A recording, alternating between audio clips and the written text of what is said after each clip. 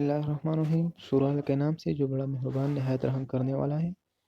अच्छा स्टूडेंट्स, इंशाल्लाह हम 11 number chapter fundamental of nursing second semester के पढ़ेंगे। तो वो हमारे पास है स्ट्रेस एंड कोपिंग। हम किसी तरीके से स्ट्रेस को मैनेज करते हैं और उसकी जो कोपिंग है तो हम कैसे कोप कराते हैं, ठीक है। तो ये हम इस लेक्चर में पढ़ेंगे। तो अगर आप इस यूट्यूब चैनल पे नहीं हो तो सब्सक्राइब कीजिए और लाइक कीजिए। ऑब्जेक्टिव उसकी क्या है? At the end of this unit learner will be able to discuss the stress and coping. क्या करेंगे कि हम स्ट्रेस और कोपिंग को डिस्कस करेंगे। फिर identify different stressor and different types of stress. हम स्ट्रेसर पढ़ेंगे कि स्ट्रेसर क्या चीज़ है और उसकी जो मुख्तलिफ़ किस्म के स्ट्रेसर होते हैं, मतलब ये हम पढ़ेंगे और आइडेंटिफाई भी करेंगे। List the different symptom of stress, तो हम मुख्तलिफ़ किस्म के स्ट्रेस की सिम्टम को भी देखेंगे। Identify different techniques of stress management, ठीक है। तो हम ये सब पढ़ेंगे।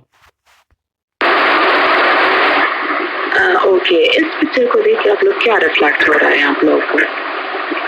मतलब ये क्या शो करवा रहा है ये पिक्चर, ठीक है। तो इस पिक्चर को देख के हमें ये रिफ्लेक्ट हो रहा है कि जो पर्सन है उसके फेशियल एक्सप्रेशन से पता चलता है कि बंदा स्ट्रेस में, ठीक है। अब वो कौन सा फैक्टर्स हो सकते हैं जो कि लीड करते हैं स्ट्रेस को?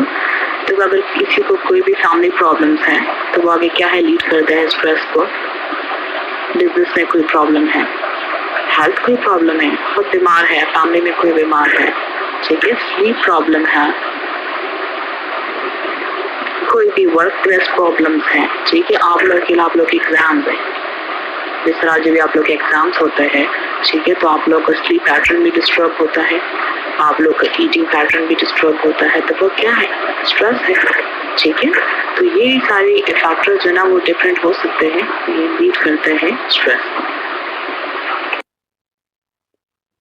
समझ गया गाइस, ये हमने एक एलिमिनेशन उसमें ऐड किया हुआ था, ठीक है। फिर हमारे पास की कि stress is a person response to stressor such as an environmental condition और स्टिमुलस, ठीक है।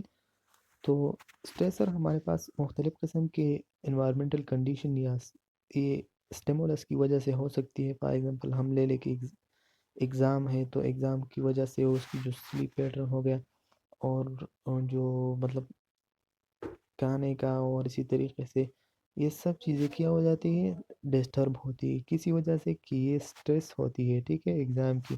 तो स्ट्रेसर हमारे पास स्ट्रेसर जो है वो हमारे पास एग्ज़ाम हो गया और जो स्ट्रेस है वो हमारे पास जो इन्वायरमेंटल कंडीशन ये आ गया और आपकी जो नॉर्मल रूटीन्स थी वो डिस्टर्ब हो गया, ठीक है। Mind and body response or reaction to a real और इमेजिन थ्री, ठीक है, इवेंट चेंज। तो ये हमारे पास स्ट्रेस क्या होते हैं कि या तो खुद अपनी माइंड की या बॉडी रिस्पांस या रिएक्शन होते हैं जो कि हम इमेजिन कराते हैं, ठीक है। मतलब हम इमेजिनेशन कराते हैं कि ये क्या होगा, इसका थ्रीट मतलब उसका रिजल्ट क्या होगा, उसका पेपर कैसा होगा, ठीक है। तो ये क्या हो जाते हैं आपकी माइंड और बॉडी दोनों पे दोनों के साथ एक रिएक्शन करा देती है, ठीक है, रियल में, ठीक है। Stress is condition in which the person experience change in the normal balance state, ठीक है। तो हमारे पास जब नॉर्मल बैलेंस स्टेट क्या हो जाते हैं, चेंज हो जाते हैं, तो उनको हम क्या कहते हैं, स्ट्रेस कहते हैं। मतलब नॉर्मल कंडीशन से एक इंसान क्या हो जाते हैं, हाई हो जाते हैं या लो हो जाते हैं, तो किसकी वजह से, स्ट्रेस की वजह से, ठीक है। पर हमारे पास स्ट्रेसर क्या है, एज एनी इवेंट और stimulus that cause the individual to experience stress, ठीक है। तो स्ट्रेसर हमारे पास ऐसा इवेंट एज या ऐसा स्टिमुलस, फॉर एग्जांपल हम अगर ले लें कि इवेंट का मकसद ये आप एग्जाम ले लें, ठीक है। तो ये हमारे पास क्या है कि स्ट्रेसर है, ठीक है। या स्टिमुलस स्टिमुलस भी एग्जाम ले लें कि बाहर एंड एक्सटर्नली आपसे एक स्टिमुलस आ गया कि आपका कल एग्ज़ाम है, ठीक है। तो ये भी आप एज अ स्ट्रेसर काम कर लेते हैं, ठीक है। ताकि हर कोई भी क्या एक इंडिविजुअल लीड करते हैं कि इसकी स्ट्रेस की, ठीक है। फिर हमारे पास उसकी कोपिंग क्या करेंगे, ठीक है। तो हमारे पास क्या होता है कि उसकी कोपिंग हम किस स्ट्रेटजी के बिना पे करेंगे। तो coping response, coping mechanism, person response to, जब एक स्ट्रेस को हम रिस्पांस करेंगे ना, तो मतलब रिस्पांस ऐसा करेंगे कि उसको डिनाइल करेंगे कि कोई बस छोड़े, अल्लाह खैर करेगा, ये सब जो वर्ड्स आपने यूज़ करेंगे ना, तो आपके लिए कोप करने की मतलब एक स्ट्रेटजी फॉलो किया जाता है, ठीक है। फिर stress can result from both positive and negative experience, ठीक है। तो स्ट्रेस पॉजिटिव भी हो सकती है और नेगेटिव भी हो सकती है। इसकी एग्जांपल उसने दिया हुआ है कि upbring preparing for her wedding, ठीक है। तो एक पर्सन ऐसा होता है कि अपनी शादी के लिए वो तैयारी कराते हैं, ठीक है। तो ये हमारे पास पॉजिटिव क्या है, पॉजिटिव कोपिंग है, ठीक है। हमारे पास क्या है कि ये पॉजिटिव कोपिंग हो गया। तो ये आपने इसी तरीके से याद करना है। A graduate preparing to start new job, ठीक है। तो जब एक पर्सन ग्रेजुएट होगा तो जॉब स्टार्ट करेगा तो उनको एक इमोशनल होगा, ठीक है। तो वो भी हम ये भी हमारे पास क्या है कि ये भी पॉजिटिव रिस्पॉन्स है, पॉजिटिव स्ट्रेस है। Husband concern about caring of his wife and family, अगर एक बंदा ऐसा हो कि वो अपने मतलब बीवी के भी और अपनी फैमिली का ख्याल रखते हैं, तो ये भी हमारे पास क्या है कि पॉजिटिव रिस्पॉन्स है, पॉजिटिव स्ट्रेस है। डायग्नोसिस ऑफ कैंसर, अगर एक बंदा कैंसर की डायग्नोसिस करते हैं ना, तो ये हमारे पास की कि नेगेटिव रिस्पॉन्स है, ठीक है। क्योंकि वो तो कैंसर तो एक बहुत ज़्यादा खतरनाक डिजीज़ है, ठीक है। इसी वजह से डायग्नोसिस आफ्टर कैंसर जब एक पर्सन करेगा, तो ये हमारे पास क्या है कि नेगेटिव रिस्पॉन्स या स्ट्रेस के, ठीक है। Losing a special object person and other thing all experience stress reaction, ठीक है।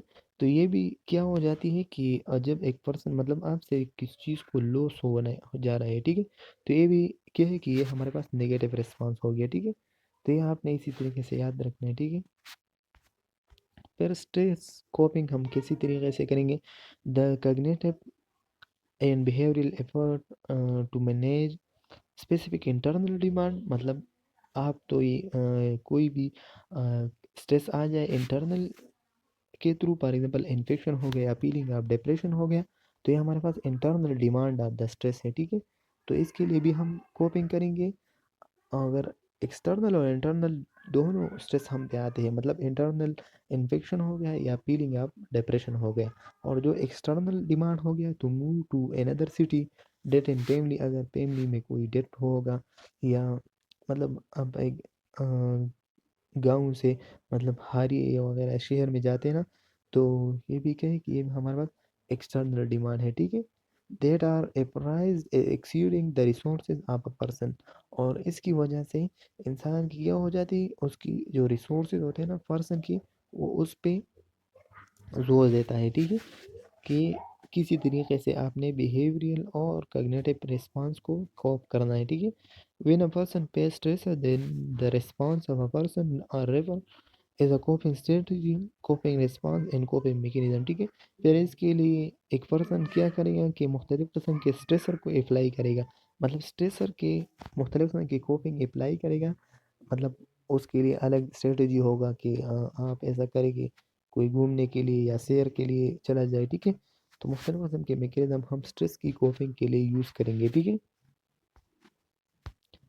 फिर हमारे पास इंडिकेशन ऑफ स्ट्रेस, तो हमारे पास हमारी बॉडी में और नेचुरली इसने डेवलप किया होगा कि टू, क्या है कि टू रिस्पॉन्स होते हैं, इंडिकेशन होते हैं, मतलब निशानात होते हैं स्ट्रेस के। एक फिजियोलॉजिकल इंडिकेशन होते हैं, एक साइकोलॉजिकल इंडिकेटर होते हैं, ठीक है। तो ये आप देखें। स्ट्रेस इंडिकेटर हमारे पास जो फिजियोलॉजिकल इंडिकेटर होते हैं, तो हमारे पास जो फिजियोलॉजिकल है इंडिकेटर, वो हमारे पास physiological sign of symptom of result stress result from the activation of sympathetic and neuroendocrine system of the body, ठीक है। जब एक पर्सन की फिजियोलॉजिकल, मतलब फिजियोलॉजी का मतलब ये है कि इंसान के अंदर जो फंक्शन होते हैं ना केमिकल के दरमियान, मतलब सेल टू सेल के दरमियान, तो ये सब क्या हो जाते हैं, चेंज हो जाते हैं रिजल्ट। तो जब activation of sympathetic nervous system through the neuro endocrine hormone, ठीक है, मतलब न्यानीफ्रीन ये सब चीज़ें जब एड्रीनल मेडुला से रिलीज होता है ना, तो इसी के बिना पे हमारा सिंपैथेटिक रिस्पांस होते हैं। सिंपैथेटिक रिस्पांस हमारे पास कौन सा वाला रिस्पांस है, ये हमारे पास ये जो मतलब फाइट एंड फ्लाइट मूड होते हैं, ठीक है। तो ये हमारे फिजियोलॉजी चेंज हो गया ना, जब एक पर्सन स्ट्रेस में होते हैं तो उनकी फिजियोलॉजी क्या होते हैं, अल्टर होते हैं, ठीक है। Clinical manifestation list physiologically indicator of stress, ठीक है। तो ये मुख्तलिफ किस्म के फिजियोलॉजिकली इंडिकेटर यूज़ करते हैं, ठीक है, ठीक है, स्ट्रेस के लिए। ये हमारे पास क्लिनिकल मैनिफेस्टेशन हमारे पास स्ट्रेस इन क्या है, फिजियोलॉजिकल है, ठीक है। तो प्यूपल जो है वो हमारे पास क्या हो जाते हैं कि प्यूपल जो है वो नॉर्मली ऐसा होता है, फिर प्यूपल की डायलेशन हो जाती है, ठीक है। तो प्यूपल की डायलेशन हो जाती है, फिर हमारे पास स्वेटिंग हो जाती है, मतलब बहुत ज़्यादा बॉडी से क्या हो जाते हैं, स्वेट हो जाती है, ठीक है। फिर हमारे हार्ट रेट जो है वो इंक्रीज होते हैं, ठीक है। जब हार्ट रेट इंक्रीज होते हैं तो उसी वजह से वो सी कार्डिक आउटपुट जो है वो भी इंक्रीज होते हैं, ठीक है, वो भी इंक्रीज होते हैं।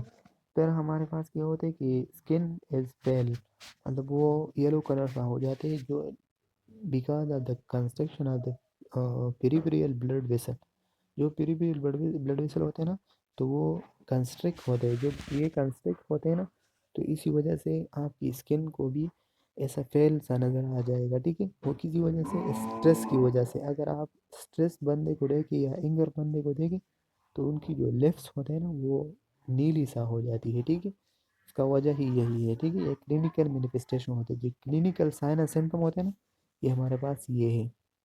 फिर हमारे पास sodium in water retention increase which increase blood volume, ठीक है। तो हमारे पास सोडियम की जब रिब्जॉर्प्शन होते हैं किडनी में ज़्यादा, तो उसी से वाटर की भी एब्जॉर्प्शन बहुत ज़्यादा होती है, तो उसी वजह से जो ब्लड के वॉल्यूम है ना, तो वो इंक्रीज होते जा रहे हैं, ठीक है। तो ये हमारे पास फिजियोलॉजिकली क्लिनिकल मैनिफेस्टेशन है।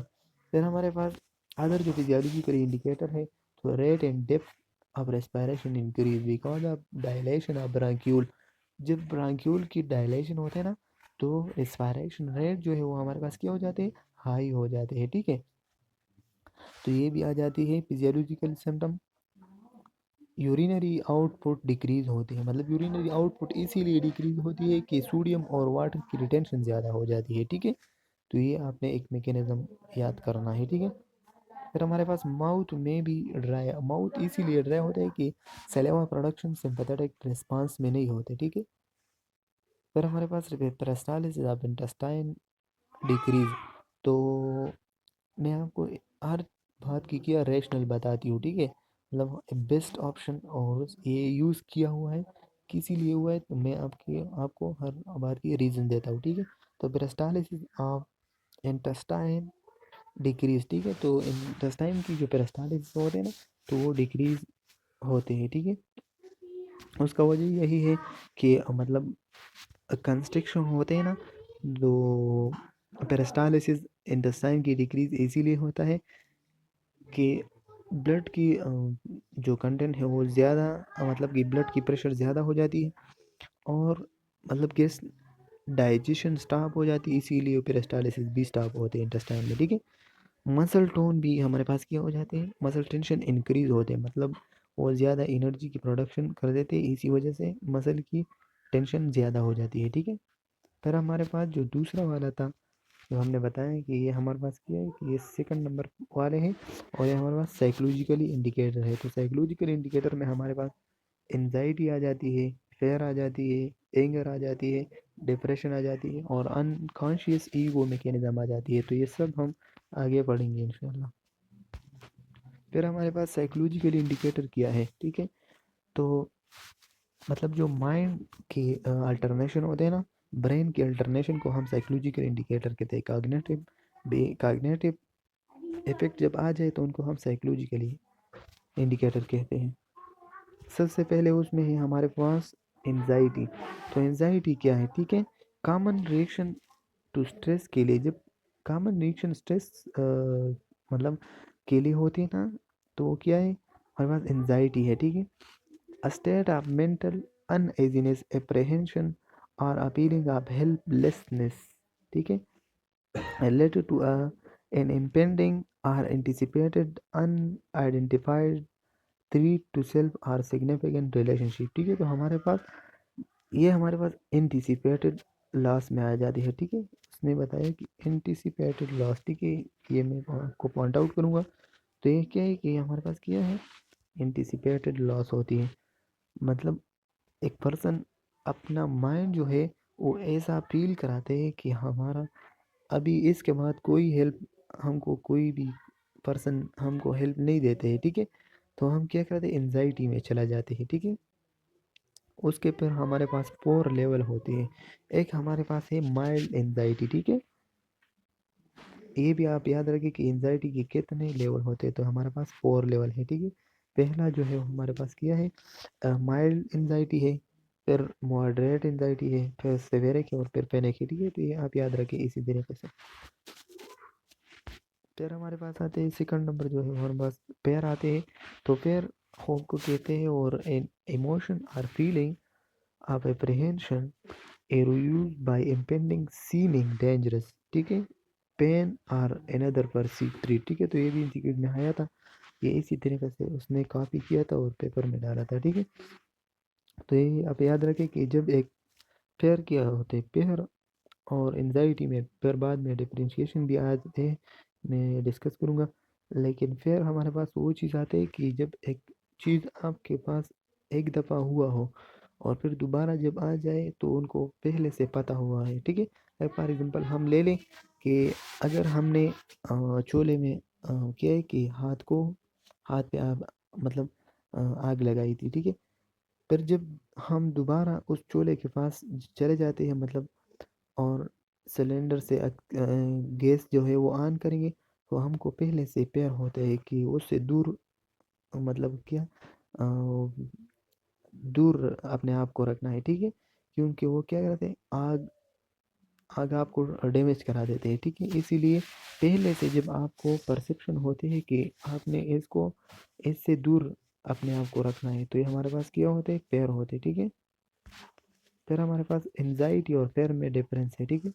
तो फेयर और एंजाइटी, ये डिफरेंस आप याद रखें, 4 वेज पे उसने डिफरेंस किया हुआ है, ठीक है।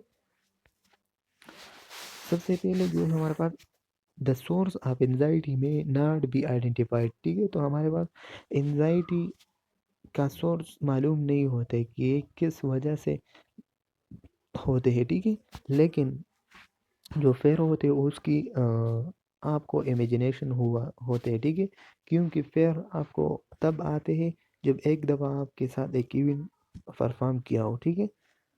तो एंजाइटी का कोई भी आइडेंटिफिकेशन नहीं होता सोर्स के, मतलब कोई भी ज़रिया उसका मालूम नहीं होता कि वो किस वजह से एंजाइटी आता है। लेकिन जो पेयर होते हैं ना, तो उसकी परफेक्ट आपको इमेजन होते हैं, ठीक है। एक इमेज आपकी ब्रेन में मतलब डेवलप होते हैं, ठीक है।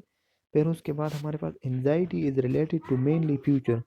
तो हमारे पास एंजाइटी जो है वो हमारे पास ज़्यादातर मतलब फ्यूचर के लिए हम करेंगे, ठीक है।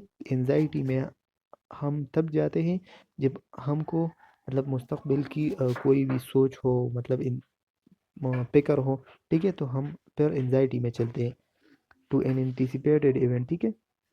फिर हमारे पास क्या पेयर क्या है, तो पेयर हमारे पास रिलेटेड टू पास्ट, प्रेजेंट और फ्यूचर, मतलब तीनों हालतों में हमारे पास ये भी एक डिफरेंस हो गया कि एंजाइटी हमारे पास फ्यूचर के लिए आते हैं, और इन पेयर जो है हमारे पास तीनों टेंसेस में आते हैं, मतलब फास्ट में भी है, प्रेजेंट में भी है, और फ्यूचर के लिए भी पेयर आते हैं, ठीक है।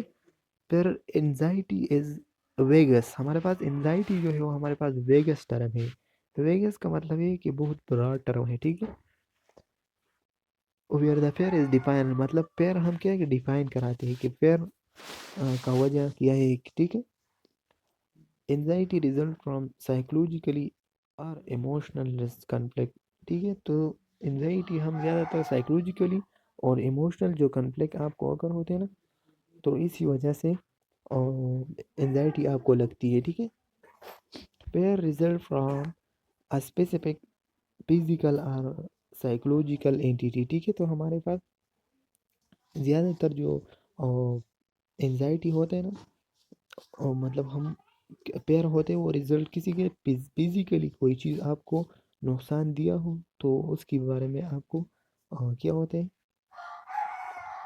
पेयर होते हैं, ठीक है, होप होते हैं। फिर हमारे पास जो थर्ड नंबर स्टेप वो हमारे पास एंगर है, ठीक है। तो anger an emotional state consisting of a subjective feeling of animosity और स्ट्रॉन्ग डिस्प्लेजर, ठीक है। तो जब आपको कोई भी किसी तरह का भी चीज़ आपको सब्जेक्टिव फीलिंग आप कर ले, मतलब आप जब एंगर होते हैं, गुस्सा हो जाते हैं, तो आप थ्रू द वर्ड्स कोई किसी वर्ड्स बोलते हैं, ठीक है। कोई मतलब awkward या इसी तरीके से वर्ड बोलते हैं, तो ये हमारे पास सब्जेक्टिव फीलिंग होते हैं, ठीक है। एंगर में हम सब्जेक्टिव सब्जेक्टिव का मतलब है कि हम खुद बताते हैं, ठीक है। मतलब कोई भी गुस्से की हालत में हम हमारे मुंह से कोई भी बात निकल जाती है, ठीक है। फिर हमारे पास डिप्रेशन होते हैं। तो डिप्रेशन हमारे पास एक ऐसा कंडीशन होता है जो कि एक पर्सन फुल डिस्ट्रेस में हो, ठीक है, लाइक आप वर्थ में हो, ठीक है। A common reaction to event that seem overwhelming और नेगेटिव, ठीक है।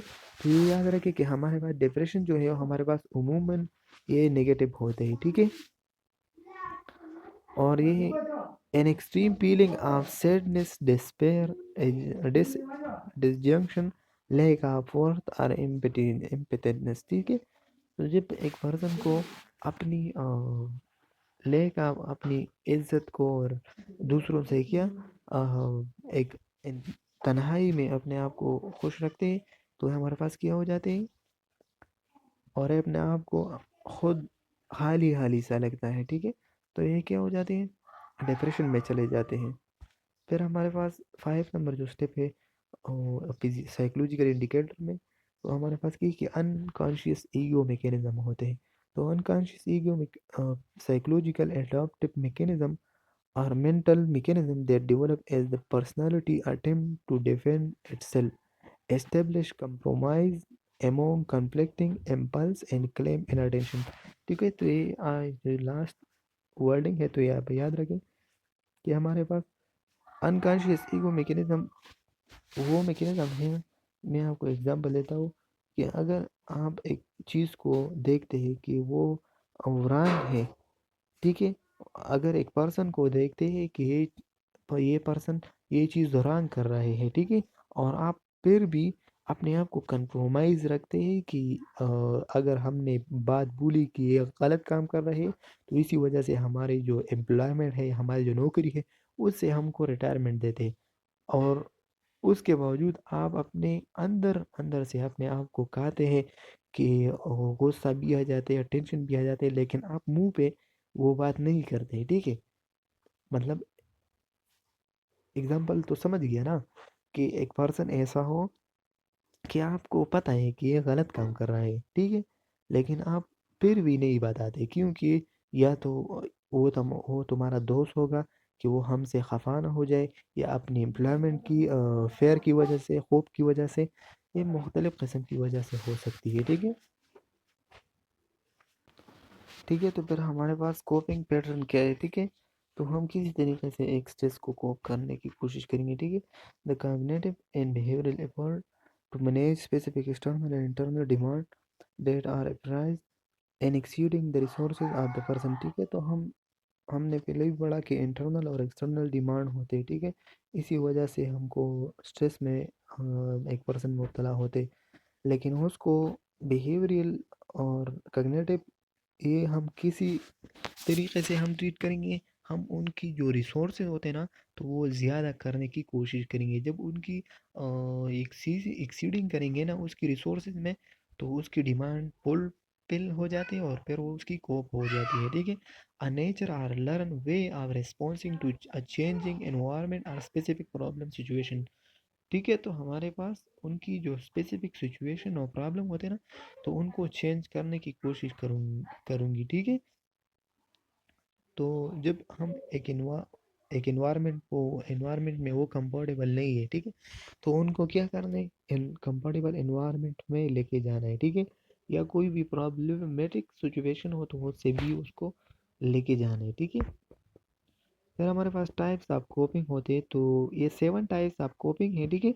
लेकिन अगर आपको एमसीक्यूज में आ जाए, तो ये हमारे पास 3 जो है वो हमारे पास क्या है, 3 कोपिंग टाइप्स है, ठीक है। मेनली जो है वो 3 है, लेकिन जो उसने बताए हैं वो हमारे पास कितने हैं, 7 है, ठीक है।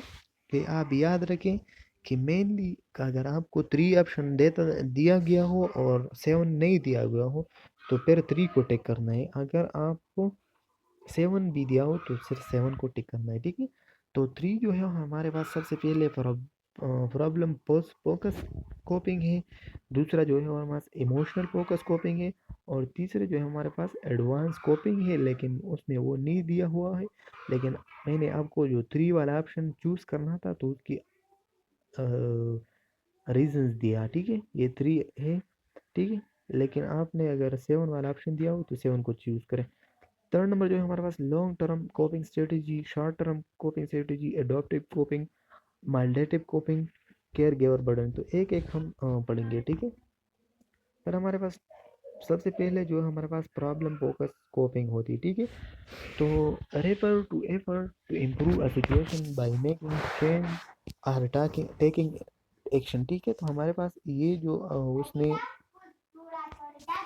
इसने जो प्रॉब्लम फोकस का दिया है ना, तो ये भी हमारे पास जो अभी ये जो इस साल पेपर हुआ था ना 2023 वाले पॉइंट के, तो उसमें भी ये आया था, ठीक है। तो इंस्टीट्यूट के लिए ये दोनों जो है लेकिन ये 7 वाले, ये 7 जो है वो भी उसकी कंसेप्चुअल आपको याद होना चाहिए, ठीक है। तो प्रॉब्लम फोकस कोपिंग में क्या करते हैं कि ये सिचुएशन को क्या करते हैं, इम्प्रूव करते हैं, ठीक है। बाय मेकिंग, या तो बातों के ज़रिए या कोई ऐसा इवेंट वो करते हैं उसके ज़रिए जो सिचुएशन होते हैं प्रॉब्लम वो इम्प्रूव करते हैं, ठीक है।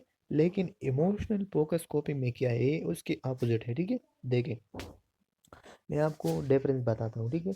Include thought and action that relieve emotions distress. आप ऐसा उसकी जो इमोशनल स्ट्रेस होते हैं, डिस्ट्रेस होते हैं ना, तो उनकी रिलीफ के लिए आप मुख्तलिफ़ किस्म के एक्शन परफॉर्म कर लेते हैं। और उसकी जो उसकी जो डिफरेंस होते हैं ना, ये है कि do not improve the situation but the person often feel better, ठीक है। तो इमोशनल फोकस में सिचुएशन इम्प्रूव नहीं होता, ठीक है। जो प्रॉब्लम सिचुएशन होते हैं ना तो वो रहते हैं, लेकिन उसमें बेटरनेस आपको महसूस होते हैं लेकिन ख़त्म नहीं होते। और इम्प्रूवमेंट उसमें नहीं आते, ठीक है। लेकिन प्रॉब्लम फोकस असेसमेंट में इम्प्रूवमेंट आता, सिचुएशन आ जाते हैं, ठीक है। वो चेंज होते हैं, अच्छी तरफ जाते हैं, लेकिन वो आपको सिर्फ फीलिंग होते हैं बेटरनेस की, ठीक है। इम्प्रूव सिचुएशन नहीं होते, ठीक है। फिर हमारे पास थर्ड नंबर जो है हमारे पास कि लॉन्ग टर्म कोपिंग स्ट्रेटेजी। तो ये भी इस चीज़ में आया था, ठीक है, कि can be constructive and for practical. तो लॉन्ग टर्म कोपिंग स्ट्रेटेजी आप अगर एक पर्सन करते हैं तो वो कंस्ट्रक्टिव एंड प्रैक्टिकल होते हैं, ठीक है। In certain situation taking with other and taking trying to find out more about the situation और लॉन्ग टर्म स्ट्रेटेजी, ठीक है। तो लॉन्ग टर्म स्ट्रेटेजी हम इसीलिए करते हैं कि हमको उसकी जो स्ट्रेस होता है ना तो उनकी क्लीन आपको क्लीननेस वाजे हो जाए, ठीक है। सफाई आपको वाजे हो जाती है कि इसका मसला क्या था, ठीक है। तो लॉन्ग टर्म स्ट्रेटेजी में हम उनको फाइंड आउट करने के लिए जो प्रॉब्लमेटिक सिचुएशन है ना तो हमको आसानी से पता चलता है। Other long कॉपिंग strategy include lifestyle pattern में हम आप अगर देख दें तो ये आप याद रखने हैं लाजमी, ठीक है। तो ये भी आया था eating eating a healthy diet. तो ये भी लॉन्ग टर्म है कि लॉन्ग टर्म कॉपिंग आप उसको ये देते हैं कि आप हेल्थी डाइट खाएं, ठीक है। एक्सरसाइज रेगुलरली कर लें, ठीक है। फिर डिसीजन मेकिंग आप सही तरीके से पॉजिटिव थिंकिंग कर लें। तो ये लॉन्ग टर्म कॉपी की स्ट्रेटजी है, और ये हमारे पास कंस्ट्रक्टिव है, मीन आपको डेवलप करने के लिए होते हैं, ठीक है। फिर हमारे पास आते हैं किस चीज़, हमारे पास आते हैं शॉर्ट टर्म कॉपिंग स्ट्रेटजी। तो short term coping strategy can reduce stress to tolerate limited temporarily but are in ineffective way to permanently deal with reality, ठीक है। तो हमारे पास शॉर्ट टर्म जो कोपिंग स्ट्रेटजी होते हैं ना वो परमानेंटली डील नहीं होते, ठीक है। ये टेम्परली बस होते, हम थोड़े वक्त के लिए कोई चीज़ यूज़ कर लेते हैं और हमसे स्ट्रेस दूर हो जाती है, फिर वो वापस आ जाती है, ठीक है। तो ये डिस्ट्रक्टिव है, ठीक है। तो ये उसने बताया कि these may even have destructive and detrimental effect on the person पे एग्जाम्पल उसने दिया हुआ है कि अगर एक पर्सन को टेंशन हो तो वो अल्कोहल यूज़ कर लेते हैं, उसकी वजह से वो अपने आप से टेंशन दूर कर लेते हैं, तो ये भी हमारे पास ख़राब होते हैं ना, तो उसकी सेहत पे बहुत ज़्यादा ख़तरनाक असर करते हैं। फिर उसकी ये करते हैं कि यूजिंग ड्रग्स, अगर ड्रग यूज़ करते हैं या अल्कोहल यूज़ करते हैं तो हमारे पास शॉर्ट टर्म स्ट्रेटजी में आते हैं, ठीक है। तो ये आप याद रखें। फिर हमारे पास अडाप्टिव कोपिंग होते हैं, तो अडाप्टिव कोपिंग हम किसी तरीके से करते हैं कि help the person to deal effectively with stressful event and minimise distress associated with term, ठीक है। मतलब एडाप्टिव कोपिंग ये होते हैं कि जब आप एक चीज़ को मिनिमम, मतलब उसके साथ क्या कि पर्सन वो डीलिंग करा देते हैं कि कोई भी स्ट्रेस उसके ऊपर आ जाती है और वो उस स्ट्रेस को मिनिमाइज कर देते हैं, तो वो क्या कर लेते हैं, उसने effective coping result in adaptation. अगर इफेक्टिव कोपिंग हो जाती है ना, तो उसकी रिजल्ट में अडाप्टेशन अकर होती है, ठीक है। फिर हमारे पास जो माल अडाप्टेशन या माल अडाप्टेटिव कोपिंग होते, तो can cause unnecessary distress for the person and other associated with the person are stressful event, ठीक है। तो हमारे पास माल एडाप्टेटिव कोपिंग होते हैं, ठीक है। और जब एक स्ट्रेस की आप इफेक्टिव कोपिंग ना किया जाए ना, स्ट्रेस को कम ना किया जाए, ठीक है, तो फिर उसको माल एडाप्टेशन होते हैं। जब इफेक्टिव कोपिंग इनइफेक्टिव कोपिंग हो जाए, मतलब उसकी जो कोपिंग है वो सही तरीके से ना किया जाए, फिर उसको माल एडाप्टेटिव कोपिंग हो जाती है, मतलब, ठीक है। फिर हमारे पास केयर गिवर बर्डन हो गया, तो ये भी इंसिक्यूज आया था, ठीक है। इससे भी इंसिक्यूज आया, तो ये चैप्टर लाजमी आप ऐसा रटा कर रहे हैं कि आपको हर किसी चीज़ का पता है। तो ये लास्ट वाला टू लाइन होते ना, तो ये उसने उठाया गया था। Caregiver burden के reaction to a long-term stress is seen in family member who undertaking the care of a person in the home for a long term period, ठीक है। तो जब लॉन्ग टर्म पीरियड पे एक इलनेस पर्सन होते हैं ना, और वो आप पे डिपेंडेंट होते हैं, ठीक है, ये हमारे पास केयरगिवर बर्डन है, ठीक है। तो इसी वजह से नर्सेज जो है वो ज़्यादातर क्या होता है कि produce response such as chronic fatigue, ये सिम्टम उसने हमें मतलब पेपर में दिया था, ठीक है। Sleepiness difficulty, high blood pressure, जब ये कंडीशन प्रोड्यूस होते हैं ना, तो वो हमारे पास केयर गिवर बर्डन में आते हैं, ठीक है। तो ये आप याद रखिए, ज़रूर याद रखिए, ठीक है। फिर हमारे पास जो फैक्टर अफेक्टिंग कॉपिंग और पैटर्न ड्यूरिंग हॉस्पिटलाइजेशन, आप पे कौन कौन से कितने फैक्टर आप पे इन्वॉल्व हो सकती है, ठीक है। तो many factor can affect the coping pattern of patient, family member and nurse in hospital। मुख्तलिफ किस्म के फैक्टर होते हैं जो कि नर्सेज के कोपिंग पैटर्न पे इफेक्ट करते हैं, ठीक है। Following are the main factor effect coping to during hospital. तो मेन फैक्टर हमारे पास ये है कि सबसे पहले आपको एनजाइटी को कंट्रोल करना है, ठीक है। उसने एग्जांपल दिया हुआ, क्योंकि ये वीडियो बहुत लंबी होती जा रही है, ये जो बाकी स्लाइड होते हैं ना, तो ये आप सिर्फ रीड कर ले और अपने आप को थोड़ा सा समझे, लेकिन जो पेपर से एमसीक्यूज के रिलेटेड था वो हमने बहुत डिटेल में किया, और ये जो कैरियर बर्डन तक पेपर में लाजिम उससे इससे एमसीक्यूज आते हैं, ठीक है। तो ये हमने बहुत ज़्यादा एक्सप्लेनेशन में किया, क्योंकि वीडियो बहुत ज़्यादा लंबी होती जाती है, तो इसी वजह से हम ये आपको ये ओवरव्यू देते हैं, आप अपने लिए रीड कर लें, ठीक है। तो एनजाइटी हॉस्पिटल में ये होते हैं कि एक पर्सन जब हॉस्पिटल में आ जाती है और उसको सर्जरी का प्रोसीजर हो, ठीक है, तो वो पहले से एनजाइटी में होता है, ठीक है। तो हाँ, हम एज ए नर्स ऐसा करेंगे कि उनकी इमोशन का ख्याल रखेंगे, क्योंकि वो पहले से हॉस्पिटल में मतलब हेल्थी लोग नहीं आते, बीमार लोग आते हैं, टेंशन में आते हैं, डिप्रेशन में आते हैं, ठीक है। तो इसीलिए उसकी इमोशन का ख्याल रखना ज़रूरी होता है। फिर हमारे पास पेयर होते हैं, तो पेयर भी इसी तरीके से होते हैं कि एक पर्सन आ जाते हैं तो अपने दूसरे रूममेट से ये मतलब सिक रूममेट से वो पेयर होप में होता है कि अगर ऐसा ना हो कि उससे जो खतरनाक बीमारी होती है वो हम पे ना लगे, ठीक है। फिर हमारे पास पेयर की भी ये एग्जांपल है कि अगर आप टेस्टिंग के लिए जाते हैं मतलब हॉस्पिटल में, और आप और देखते हैं कि वो बहुत ज़्यादा कैंसर और इसी तरह मुख्तलिफ़ किस्म की बीमारी के लोग उसमें एडमिट होते हैं, तो आपको पैर होते हैं, ठीक है। अगर ऐसा ना हो कि हमको कोई बीमारी लग जाए, पैरों से हमारा पैर ऑफ द नर्स ऐसा होता है, हम ये कहते हैं कि हम गेट कीपर होते हैं हेल्थ हेल्थ के, ठीक है। एज अ नर्स हम है क्या है, गेट कीपर है। गेट कीपर का मतलब ये है कि सबसे पहले क्लाइंट के जो है वो इंटरेक्शन नर्स नर्स से आते हैं, ठीक है। तो नर्स की भी बहुत ज़्यादा फेयरिंग होते हैं कि हर किसी बीमारी, हर किसी डिजीज़ के पर्सन उससे मिलते जुलते हैं, ठीक है। फिर उसकी फैमिली का भी यही पैर होते हैं कि मतलब वो कोई डायग्नोसिस हो तो डायग्नोसिस के ड्यूरिंग द डायग्नोसिस वो डेथ ना हो जाए, ठीक है। फिर हमारे पास स्लीप अनकम्फर्टेबल, अनफॉर्चुनेटली स्लीप भी बहुत ज़्यादा अच्छे नहीं होते हॉस्पिटल में, क्योंकि उसमें बहुत ज़्यादा नाइस होते हैं, शोर होते हैं, ठीक है।